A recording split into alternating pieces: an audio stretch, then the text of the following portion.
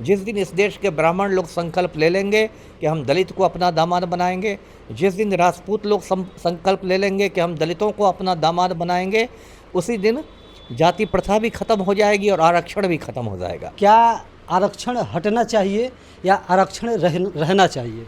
जब तक जाति प्रथा है समाज में तब तक आरक्षण रहना चाहिए, और आरक्षण हटाना है तो पहले जाति प्रथा को हटाइए। जिस दिन ब्राह्मण लोग दलितों को दामाद बनाने लगेंगे ना, उस दिन मैं कहूँगा कि आरक्षण ख़त्म करो। जिस दिन राजपूत लोग दलितों को दामाद बनाने लगेंगे ना, उस दिन मैं कहूँगा कि आरक्षण ख़त्म करो। लेकिन जब तक ये जाति प्रथा है कि ब्राह्मण ब्राह्मण को ही दामाद बनाएगा, राजपूत राजपूत को ही दामाद बनाएगा, तब तक मैं आरक्षण के समर्थन में रहूँगा। देखिए, अभी जो जंतर मंतर पर कल जो प्रदर्शन हुआ, आज भी संभवतः कुछ शायद उसकी जगह बदल गई है। ये जो प्रदर्शन हो रहा है आरक्षण हटाने के लिए, सवर्णों का प्रदर्शन, मतलब अगड़ी जातियाँ जो उनका प्रदर्शन, एक तो इसके टाइमिंग पर मुझे थोड़ा संदेह हो रहा है। जो इसकी टाइमिंग है, मुझे लगता है कि कहीं ना कहीं सरकार जो है वो जेन ज़ी आंदोलन को कमज़ोर करने की कोशिश कर रही है। क्योंकि अभी जो जेन ज़ी आंदोलन शुरू हुआ इस देश में, अब तो जेन अल्फ़ा भी पीछे पीछे आ गया है, तो उसको लेकर नरेंद्र मोदी सरकार में, पूरी भाजपा में, संघ परिवार में बहुत बेचैनी है ना।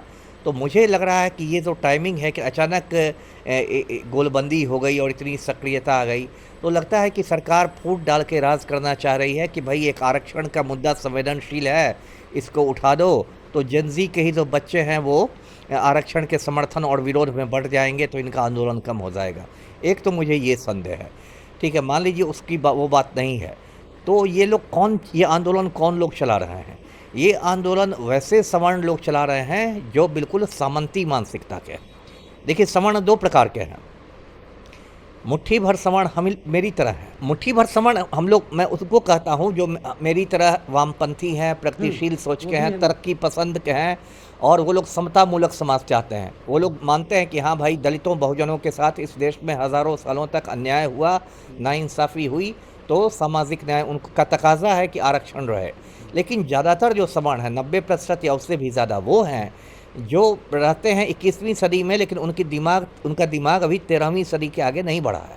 उनकी मानसिकता अभी भी मध्ययुगीन है। वो नहीं चाहते हैं कि दलित और बहुजन उनसे बराबरी कर लें, है ना। भले वो बराबरी की बात सभी लोग करते हैं, तो बराबरी वो लोग तो बोलते हैं खुले मंचों से कि 70 साल 75 साल आरक्षण का हो गया, आरक्षण का लाभ उठा रहे हो, अभी तक बराबरी नहीं हुआ, तो ये तो 170 और 75 साल हो जाएगा, उसके बाद भी नहीं बराबरी इक्वलिटी आएगी। जो 1000 साल का जो मतलब ये अत्याचार है वो 75 साल में सब ठीक हो जाएगा, ये तो बोलने की बात है ना। ये तो बोलने की बात है। आप जाति प्रथा का इतिहास देखिए कितना 1000 साल पुराना है। मैं तो इतिहास का स्टूडेंट हूँ, ऐतिहासिक तथ्यों पर कहता हूँ।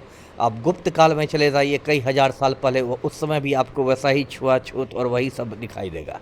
तो हज़ारों सालों का जो भेदभाव है, आप उसको 75 साल में नहीं ख़त्म कर सकते। हज़ारों सालों की बात कर रहे हैं, उसी जंतर मंतर से हम कुछ जो लोग लीड कर रहे हैं या जो युवा हैं मुखर होकर बोल रहे हैं वहाँ पर, वो बोल रहे हैं कि हमारे कौन पूर्वज ने आपको अपमानित किया था, आपको शोषित किया था, उनका नाम बताइए।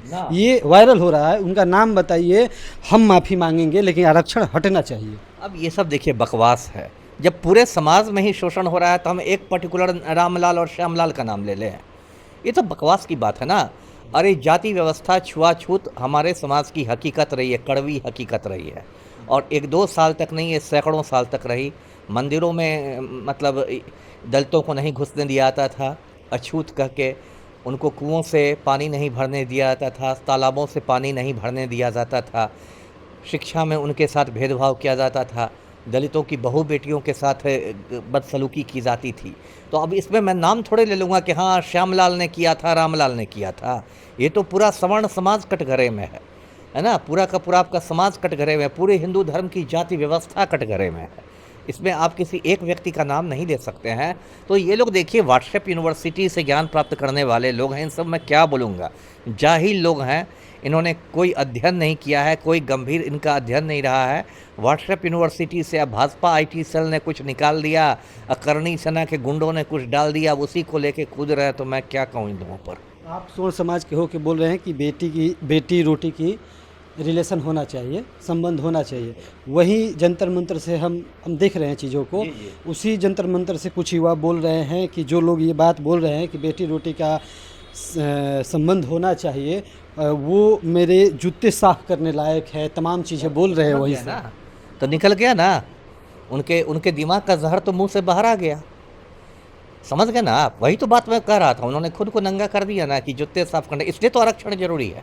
जब तक ऐसी मानसिकता आपकी रहेगी तब तक आरक्षण की आवश्यकता है। देखिए ये जो ऐसे जो सामंती सवर्ण होते हैं ये परम पाखंडी होते हैं। मैंने बचपन से इनको देखा है, बहुत नज़दीक से देखा है। जब आरक्षण की बात होगी तो इनको जातिवाद बहुत बुरा लगने लगेगा, जात पात बहुत बुरा लगने लगेगा, एकदम बोलने लगेगा कि नहीं जात पात तो देखिए बहुत ख़राब है जी, एकदम मेरिट का ही हो गया, देखिए आरक्षण ख़त्म कीजिए। लेकिन अपना दामाद अपनी ही जाति में लाएंगे, है ना। उस समय ब्राह्मण नहीं कहेंगे कि हम मेरिट के आधार पर दामाद चुनेंगे। चिराग पासवान से लेकर तमाम नेता, अखिलेश यादव, ये सब चीज़ें तो देखने को मिलती है। इक्की दुक्की आप पूरे समाज की बात कीजिए ना, आप अपवाद की बात नहीं ना कीजिए, है ना। पूरे जो समाज, सक्षम रहेगा वो कर सकता है। सक्षम लोगों ने तो हमेशा से किया। मैं पूरे समाज की बात कर रहा हूँ, अपवादों पर नहीं जाइए। अब किसी तो अम्बेडकर ने ही ब्राह्मण से शादी की थी तो मैं मान लूँगा कि सारी ब्राह्मण महिलाएं दलितों से शादी करती है, बात नहीं है। देखिए हम लोग भी इसी समाज में रहते, हम लोग को हकीकत पता है। तो उस समय मैं कह रहा हूँ कि आरक्षण जो है वो जाति व्यवस्था की उपज है। जिस दिन जाति प्रथा खत्म होगी आरक्षण स्वतः खत्म हो जाएगा। जिस दिन इस देश के ब्राह्मण लोग संकल्प ले लेंगे कि हम दलित को अपना दामाद बनाएंगे, जिस दिन राजपूत लोग संकल्प ले लेंगे कि हम दलितों को अपना दामाद बनाएंगे, उसी दिन जाति प्रथा भी खत्म हो जाएगी और आरक्षण भी खत्म हो जाएगा। लेकिन ये दोहरे मापदंड नहीं चलेंगे कि जब तक जाति प्रथा से हमको फायदा है तब तक एकदम राजपूत लोग मूंछ पर ताव देंगे, करणी सेना के लोग, और जब जाति प्रथा से आपको नुकसान होने लगेगा आरक्षण में तब आप आरक्षण के खिलाफ बोलने लगिएगा। ये दोहरे मापदंड नहीं चलेंगे। इस देश में जाति प्रथा कैसे खत्म होगी जब एक प्रधानमंत्री को भी जिस जब बिल आया था उस समय बनिया बताया जा रहा था, तमाम जगहों पे लोग 2-4 लोग आके सोशल मीडिया पर बोल रहे थे कि बनिया है ये। ठीक है, तो नहीं खत्म होगी तो आरक्षण ढोइए, नहीं खत्म होगी तो आरक्षण ढोइए। 1000 साल तक जाति प्रथा नहीं खत्म होगी तो 1000 साल तक आरक्षण रहेगा। दिमाग में यदि आपके गोबर और गोमूत्र भर गया है और आप उसको हटाने के लिए तैयार भी नहीं हैं, और आप जाति प्रथा के पक्ष में आप पहले भी जब दलितों पर इतने जुल्म होते थे तो हिंदू समाज में उसको कहा जाता था कि ये कर्मवाद है, तुमने पिछले जन्म में कुछ पाप किए थे इसलिए इस जन्म में तुम अछूत बने। अब पिछला जन्म तो कोई झांकने नहीं जाता है कि पिछले जन्म में उसने क्या पाप किए थे, लेकिन उनको पुरोहित वर्ग ने, ब्राह्मणों ने एक ऐसा बना दिया था उन अछूत मतलब दलितों को ये कह के कि अगर तुम अछूत हो, तुम पर इतने जुल्म हो रहे हैं तो ये कर्म फल का सिद्धांत है, तुमने पिछले जन्म में कुछ किया होगा। तो ये सब इतना देखिए कितना पाखंड है हिंदू धर्म में कि कर्म फल के सिद्धांत के आधार पर छुआछूत को धार्मिक मान्यता दे दी गई थी। देख रहे हैं ना जी।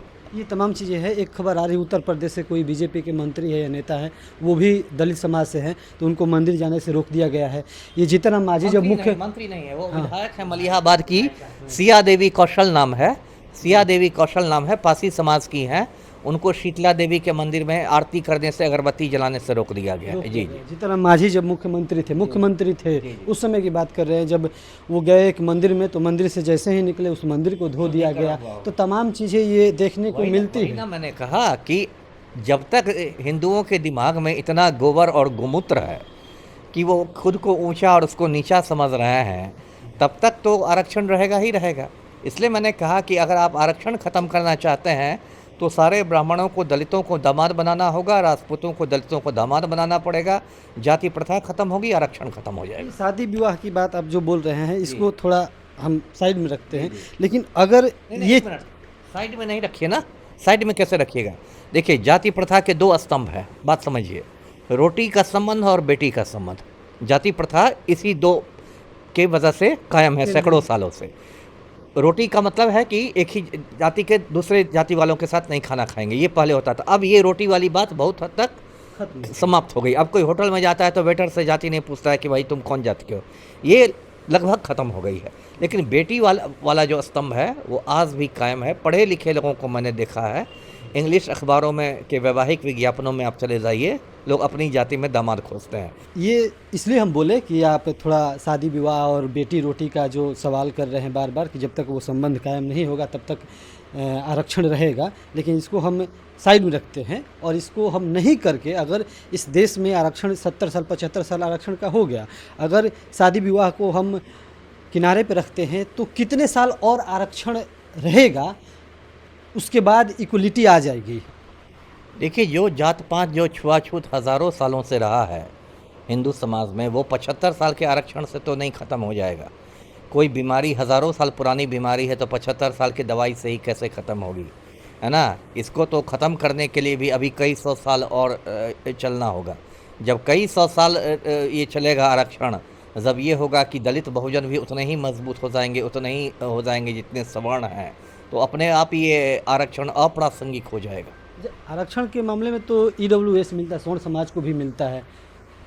10% मिलता है सवर्ण। संख्या भी तो 15% है। नहीं, सही बात है। सवर्ण समाज जो ये है, मतलब आर्थिक रूप से जो पिछड़े हुए हैं, ईडब्ल्यूएस उनको मिलता है, जिसको बोलचाल में लोग मतलब सुदामा कोटा भी कहते हैं, क्योंकि वो लोग भी यही बोलते हैं कि आर्थिक रूप से जो पिछड़े हुए हैं। ठीक है, तो वो अलग जगह है ना, लेकिन वो लोग तो कह रहे हैं कि ईडब्ल्यूएस रहे और बाकी सारा आरक्षण खत्म हो जाए, ये तो गलत है। ईडब्ल्यूएस अपना वाला रहे, सब बाकी सब खत्म हो जाए। वही देख रहे हैं ना।